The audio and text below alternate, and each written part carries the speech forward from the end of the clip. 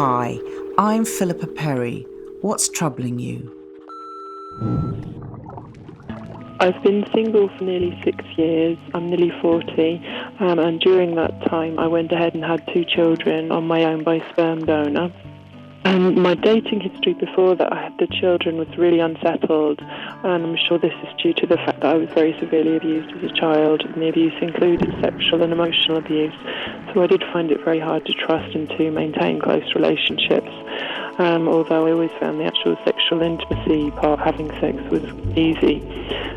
Since then, however, I have had many years of counselling treatment for complex PTSD, which has helped a lot.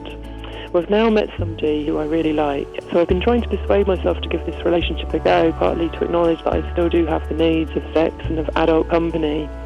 But just when I'd sort of saved up enough money for us to go out on the town next week so that I could actually pay for a babysitter, etc., I then ended up blowing it all at the garden centre. So it's almost as if I'm trying to sabotage this relationship from the start.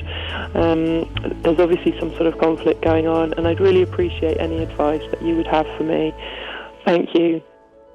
It sounds like you have your eyes wide open, you're self-aware and you know how your history affects you, and you can do sex and you can do intimacy, but when it comes to sex plus intimacy, sounds like you have a bit of a problem, like your whole body is saying, don't go there. And when you try to override that, self-sabotage comes in.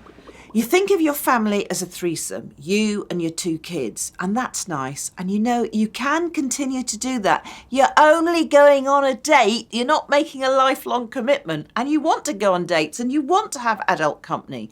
And you can take the dating as slowly as you need to. You can treat the date like a plant from the garden centre, and it might take root and bloom, or it might not be right.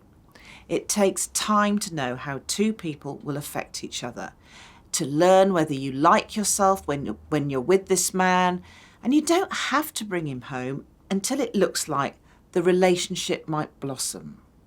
Yes, it's going to take courage to take this step. It's going to be like clinging onto a rope thinking there's a whole abyss underneath you.